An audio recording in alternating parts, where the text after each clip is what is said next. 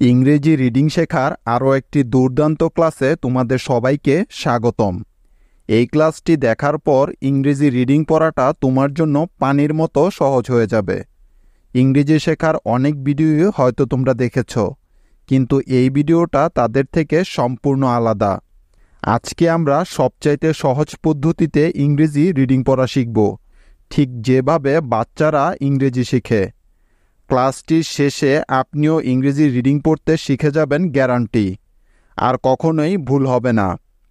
আপনারা কি কখনো লক্ষ্য করেছেন যে আমরা বাংলা ভাষাটা কিভাবে শিখেছি? সাধারণত বাংলা ভাষা শেখার ক্ষেত্রে আমরা এমনটা করে থাকি। বাংলা ব্যঞ্জনবর্ণগুলোকে স্বরবর্ণ অর্থাৎ আকার, রসিকার, রসুকারের সাথে মিলিয়ে পড়ার চেষ্টা করি। যেমন ক এর সাথে আকার দিলে ক আকার কা, ক এর সাথে একার দিলে ক একার কি, ক এর সাথে ইকার দিলে ক ইকার কি, ক এর সাথে উকার দিলে ক উকার কু, ক এর সাথে রিকার দিলে ক রিকার ক্রি, ক এর সাথে রস্যকার দিলে ক রস্যকার কু, ক এর সাথে ঔকার দিলে ক ঔকার কৌ, ক এর সাথে ঐকার দিলে ক ঐকার কই। লক্ষ্য করুন, বাংলা শিক্ষার প্রাথমিক পর্যায়ে আমাদেরকে যেমন কা, কে, কি, কু বানান করা জানতে হয়, ঠিক তেমনি ইংরেজি শেখার ক্ষেত্রেও আমাদেরকে কনসোনেন্ট বা ইংরেজি ব্যঞ্জনবর্ণের সাথে ভাওয়েল অর্থাৎ ইংরেজি স্বরবর্ণগুলোকে বসিয়ে এ জাতীয় উচ্চারণগুলো করতে জানতে হয়। যদি আমরা এগুলোকে একবার ভালো মতো শিখে নিতে পারি, তাহলে ইংরেজি রিডিং পড়াটা আমাদের কাছে পানির মতো সহজ হয়ে যাবে। জীবনেও কখনো ইংরেজি রিডিং পড়া আর ভুল হবে না। আজকে আমরা ঠিক সেই কাজটাই করব। অর্থাৎ আজকে আমরা ইংরেজির যত রকমের উচ্চারণ হতে পারে তা বানান করে পড়া শিখে ফেলব। অর্থাৎ বাংলার সে কা, কে, কি, কু উচ্চারণগুলোকে আমরা ইংরেজিতে কনসোনেন্টের সাথে ভাওয়েল বসিয়ে কিভাবে উচ্চারণ করতে হয় আজকে আমরা সেটাই শিখে নিব। আপনারা দেখছেন রাফিজ ইংলিশ, আর আমি রাফি আছি আপনাদের সাথে। সহজে ইংলিশ শিখতে চাইলে চ্যানেলটি এখনই সাবস্ক্রাইব করে ফেলুন। চলুন তাহলে প্রথমে এক নজরে দেখে নেওয়া যাক ইংরেজির এসব কারচিহ্নগুলো লিখতে কোন কোন ভাওয়েল কিভাবে ব্যবহৃত হয়। যেমন আকারের জন্য এ, ইকারের জন্য আই, একারের জন্য ই, রস্যকারের জন্য ইউ, রিকারের জন্য আর আই, উকারের জন্য উ, ঐকারের জন্য উ আই এবং ঔকারের জন্য উ ইউ। এই লেটার দুটি একসাথে ব্যবহৃত হয়। এই চার্টটা ভালো করে মুখস্থ করে ফেলতে হবে, সারা জীবন কাজে লাগবে। এবার চলুন কিছু উদাহরণের মাধ্যমে নিয়মটি আরও ভালো করে শিখে নেওয়া যাক। যেমন কে এ কা, কে এ কি হলো? কা, অর্থাৎ কে এর সাথে যখন এ বসালাম তখন এর উচ্চারণ হলো কা। কে হলো একটি কনসোনেন্ট বা ইংরেজি ব্যঞ্জনবর্ণ, আর এ হলো একটি ভাওয়েল। তোমরা যারা আমার ভিডিওগুলো নিয়মিত দেখো তারা নিশ্চয়ই জানো যে ভাওয়েল হলো মোট 5টি: এ, ই, আই, ও এবং ইউ। এবং ওয়াই হলো একটি সেমি ভাওয়েল যা আই এর মতো ই সাউন্ড তৈরি করে থাকে। অর্থাৎ এই ভাওয়েল লেটার্সগুলোই ইংরেজি ভাষায় কারচিহ্ন হিসেবে ব্যবহৃত হয়। ভাওয়েল এবং কনসোনেন্ট সাউন্ডের বেশ কিছু চমৎকার ভিডিও আমার এই চ্যানেলে দেয়া আছে। না দেখে থাকলে প্লেলিস্ট থেকে অবশ্যই দেখে নিও, অনেক নতুন কিছু শিখতে পারবে। এবার দেখুন ঠিক একইভাবে কে আই কি, কারণ আমরা জানি যে আই ভাওয়েলটি বাংলা ইকারের সাউন্ড দিয়ে থাকে। সুতরাং কে আই মিলে হয়ে যাবে কি। তারপরে আছে কে ই, কে ই মিলে হয়ে যাবে কে, যেহেতু ই দেয় এ বা একারের সাউন্ড। নেক্সট আছে কে ইউ হয়ে যাবে কু, কারণ রস্যকারের সাউন্ড দিবে ইউ।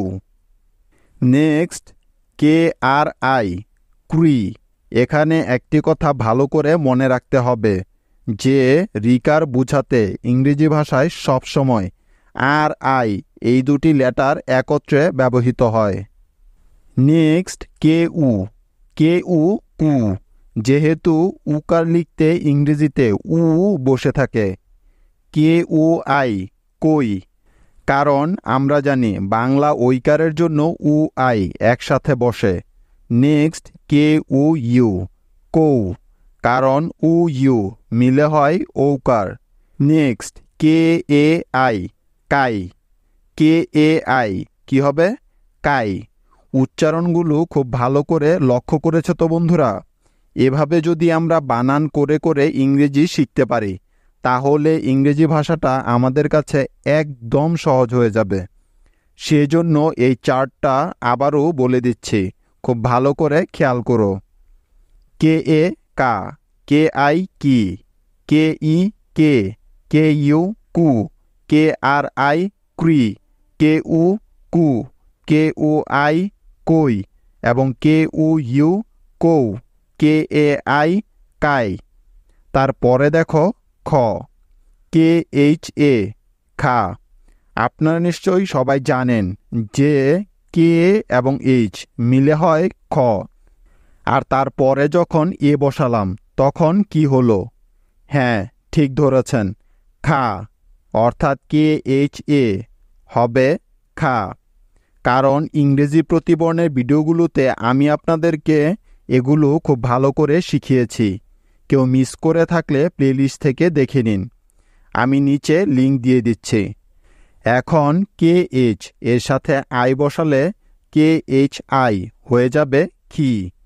কে এইচ এর সাথে ই বসালে কে এইচ ই হয় খে, আর কে এইচ এর সাথে ইউ বসালে কে এইচ ইউ হয়ে যাবে খু। কে এইচ এর সাথে আর আই বসালে হয়ে যাবে খ্রি, কারণ আমরা শিখেছি যে রিকারের জন্য ইংরেজি ভাষায় আর আই ব্যবহার করা হয়। সুতরাং কে এইচ আর আই হলো খ্রি। নেক্সট কে এইচ উ খু, কে এইচ উ আই খই, কে এইচ উ ইউ খৌ, কে এইচ এর সাথে উ ইউ বসিয়ে পেলাম খৌ। Next K H A I খাই, কে এইচ এ আই হয়ে গেল খাই। বন্ধুরা, এভাবে বানান করে কিন্তু বারবার পড়তে হবে, তাহলেই কিন্তু সারা জীবন এই বিষয়টা মাথায় থেকে যাবে। একটি কথা মনে রাখবেন, ইংরেজি রিডিং শেখার মূল মন্ত্রই কিন্তু এগুলো। ইংরেজি ভাষা পড়তে এবং লিখতে অনেক সাহায্য করবে আজকের এই ক্লাসটা। এখন দেখো গ এর উচ্চারণ কিভাবে করতে হবে। আগেই আমরা শিখেছি যে গ এর প্রতিবর্ণ হিসেবে জি লেটারটা ব্যবহার করা হয়। তাহলে জি এর সাথে আমি যখন এ দিলাম তখন দেখুন কি হয়। জি এ গা, জি আই গি, জি ই গে, জি ইউ গু, জি আর আই গ্রি। ভালো করে লক্ষ্য করুন।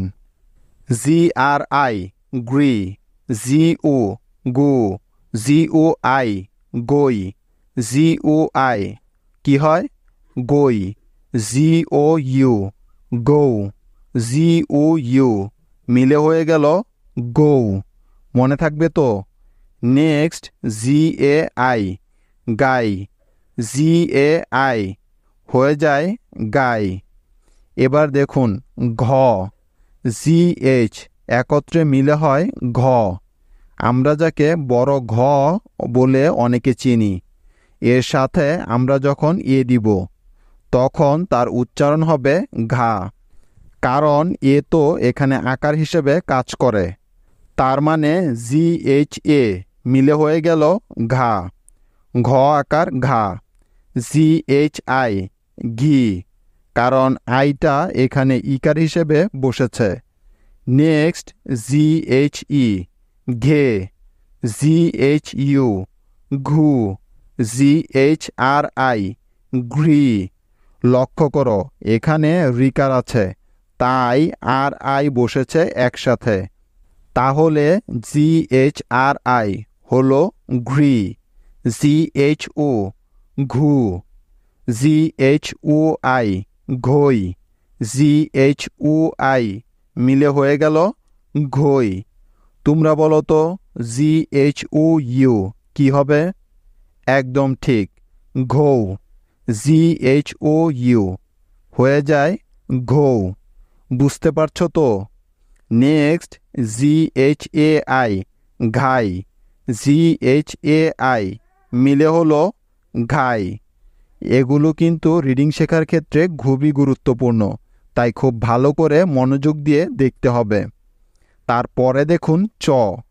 ইংরেজিতে এই চ অক্ষরটি লেখার জন্য CH এই লেটার দুটি একসাথে ব্যবহার করা হয়। এখন যদি আমরা এই CH এর সাথে এ বসাই তাহলে কি হবে উচ্চারণটা?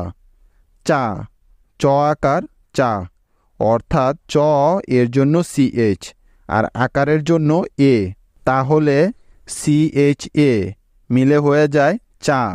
CHI চি, CHI কি হবে? চি। CHE চে, CHU চু, CHRI চ্রি, CHRI কি হয়? চ্রি। খুব ভালো করে শিখতে হবে কিন্তু। CHO চু, CHOI চই, CHOI মিলে হয় চই, CHOU চৌ, CHOU চৌ। ঠিক আছে? CHAI চাই, CHAI হয়ে গেল চাই। মনে থাকবে তো? এক ভিডিওতে সবগুলো উচ্চারণ দেয়া যাচ্ছে না, কারণ ভিডিওটি অনেক বড় হয়ে যাচ্ছে। যদি বাকি সবগুলো বর্ণ দিয়েও এমন ক্লাস পেতে চাও তাহলে চ্যানেলটি সাবস্ক্রাইব করে ভিডিওটি লাইক করে দাও এবং কমেন্টে এস লিখে যাও। আরও অনেক কিছু শেখার আছে। That's all for now. See you guys soon. Take care.